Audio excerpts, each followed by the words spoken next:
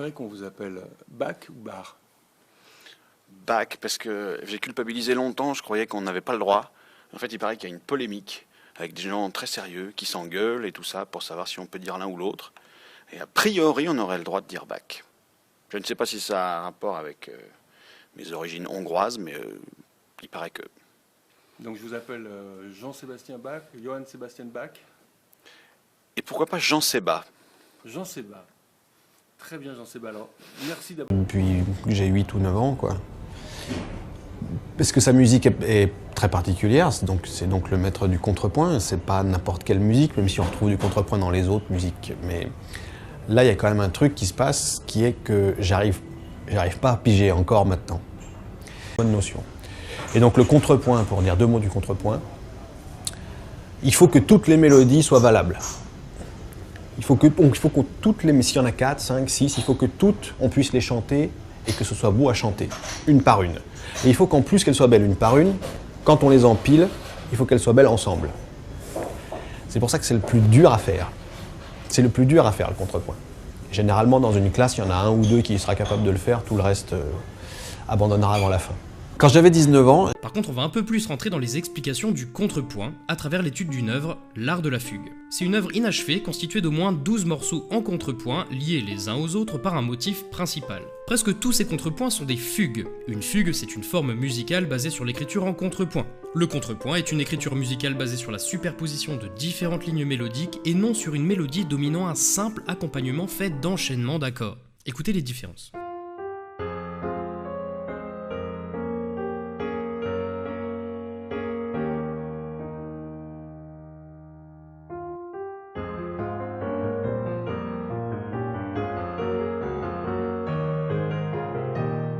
Le style des fugues en particulier repose sur le principe d'exposition par une des voix d'un thème ou motif qu'on appelle alors le sujet, qui va être repris plusieurs fois de façon parfois un peu différente et ce par les différentes voix du morceau. C'est la première chose qu'on va regarder sur notre pièce. Ensuite, il arrive que certaines fugues exposent plus d'un sujet, mais aussi des contre-sujets, c'est-à-dire un nouveau thème qui sera entendu en même temps que le sujet par une autre voix.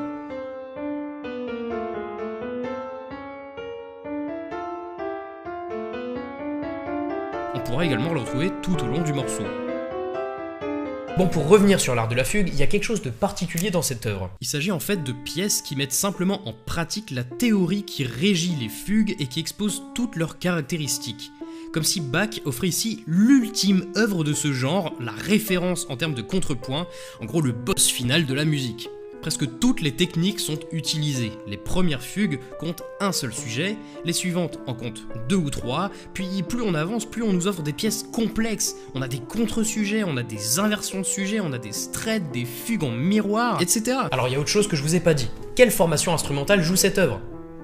Eh ben on sait pas. En fait, les contrepoints de l'art de la fugue sont presque tous écrits pour 4 voix. Une soprano, une alto, une ténor et une basse. Oh, des chansons! Eh ben non, genre pas du tout. Hein. Ces appellations correspondent aux tessitures des voix, soprano étant la plus aiguë et basse étant la plus grave. Mais quand on dit voix, eh ben ça peut n'être que des voix instrumentales en fait. Et du coup, je rebondis sur ce que je disais avant. L'art de la fugue est peut-être qu'un ensemble de partitions écrites uniquement pour l'étude théorique, ce qui fait que Bach n'a pas précisé pour quel ensemble elles devaient être jouées. En fait, on pourrait les faire chanter par 4 chanteurs solistes, un chœur à 4 voix, les faire jouer par un quatuor à cordes, ou à vent, ou encore un orgue ou un clavecin, ou encore un orchestre symphonique. Mais bon, là faudrait répartir les voix sur plus de 4 instruments, et agrémenter le tout avec des effets, des percussions, etc. Donc on appellerait ça une réorchestration, et on ne jouerait pas la pièce telle quelle. Donc voilà, 4 voix. Et d'ailleurs, on peut constater qu'analyser ce genre d'œuvre, c'est un véritable cauchemar pour ceux qui savent pas lire en clé d'ut, genre comme moi. Heureusement que je fais que survoler très loin l'intérêt de l'œuvre. Oh, mais par contre, ça nous permet d'expliquer le principe des clés. Allez, on y va. Une clé, c'est un signe placé en début de portée. Je pense que tout le monde le sait. Il s'agit tout bêtement d'un point de repère qui permet aux musiciens de savoir quelle sera la note placée sur la 2e ligne, la 4e, etc. Par exemple, la clé la plus commune, c'est la clé de sol 2e ligne. Ça signifie que la 2e ligne de notre portée portera un sol. Pour la clé de Fa 4e ligne, et bah même principe, on prévient alors que la 4e ligne de la portée portera un Fa. Après au niveau des clés d'ut, bah c'est pareil, clé d'ut 3e ligne, on aura un ut sur la 3e ligne, et ut, et bah c'est Do, tout simplement. Pourquoi on fait ça ? Eh ben parce que tous les instruments ou les voix n'ont pas les mêmes tessitures. Certains peuvent jouer des notes du registre grave, d'autres médiums, d'autres suraigus. Du coup, la clé de fa 4ème ligne, par exemple, laisse pas mal de place dans la portée pour placer des notes sous elle. Donc on peut écrire pour des instruments graves sans avoir besoin de mettre 10 lignes supplémentaires sous notre portée. Même principe pour les autres clés. On adapte la clé à la tessiture de notre instrument pour que la majorité des notes que l'instrument peut jouer soient à peu près toutes dans la portée, et pas genre au-dessus ou en dessous. Et il est pas rare de changer de clé pour des instruments à tessiture assez large, genre le corps d'harmonie, exemple pris à tout hasard.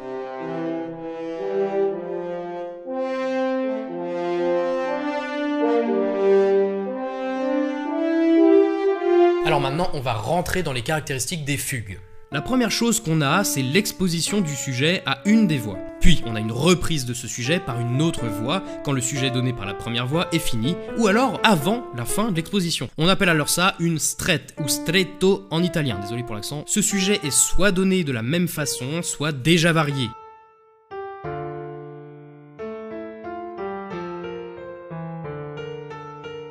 Il est courant de le jouer en le faisant débuter sur la dominante. Comme ici, il est donné sur un ré au début, puis le la quand la voix soprano le joue. La deuxième note devrait être un mi si on voulait respecter la quinte du sujet d'origine. Mais ici on joue un ré, notre tonique. Écoutez.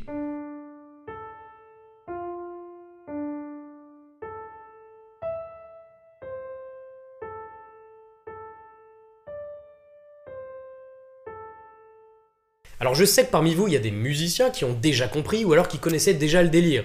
Par contre, malheureusement, je sais aussi que parmi vous, il y a des non-musiciens qui sont déjà largués. Et c'est normal, hein, rassurez-vous. Mais dites-vous bien que tout ce dont je viens de parler là, c'est rien par rapport à tout ce qu'on pourrait dire sur l'ensemble des fugues. Niveau harmonie, ça y va, hein, c'est assez vénère. Hein. C'est pour ça qu'on va se calmer un peu et on va revenir sur quelque chose de tout aussi cool, mais de beaucoup plus accessible. Un truc assez cool qui est courant et dont j'aurais jamais pu me douter en me lançant dans cet épisode, c'est que parfois le sujet est donné normalement et aussi en inversion dans la même fugue. Exemple dans le Contrapunctus 5. L'alto donne le sujet, la basse donne son inversion, le soprano donne l'inversion également et le ténor revient au sujet. C'est le bordel, mais c'est ultra stylé. Une inversion, en fait, ça consiste à inverser le sens des intervalles mélodiques qui composent un motif. Si un motif enchaîne une tierce ascendante, donc qui monte, puis une quarte descendante, donc qui descend, et bien l'inversion commencera par une tierce descendante, puis par une quarte ascendante. Imaginez qu'en plus, je le rappelle, vous pouvez exposer le sujet avant qu'une autre voix ait fini de le donner entièrement, donc en stretto, et qu'en plus, vous pouvez donner ce sujet de façon transposée, et qu'en plus, vous pouvez le donner en inversion, et qu'en plus, la première voix peut alors donner un contre-sujet qui lui-même peut être donné transposé. Musical Mindfuck. This is you, motherfucker. Pardon, j'avais dit que ça serait plus accessible, pardon. Bon, si on veut un truc plus simple, on va parler des fugues qui n'ont pas un, pas deux, mais 3 sujets. C'est un minimum. Soi-disant qu'on commence à se marrer à partir de 6. Je suis désolé, mais les fugues, c'est ça. Si on regarde la fugue 11, on a 3 sujets, dont le premier est basé sur une inversion du 3e sujet de la 8e fugue.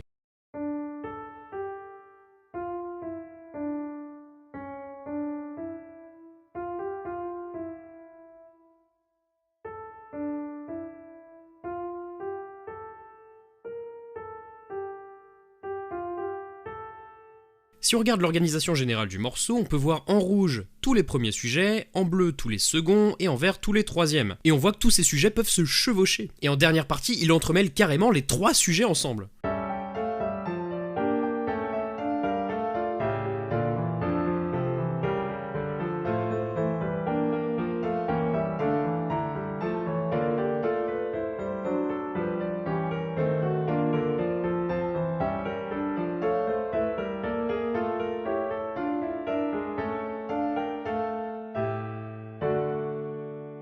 En plus de tous ces trucs de ouf, Bach se permet même des petits easter eggs. Il signe des œuvres musicalement dans certaines de ses pièces. Dans le contrepoint 11, toujours, il intègre une série de 4 notes. Si bémol, La, Do, puis Si bécard.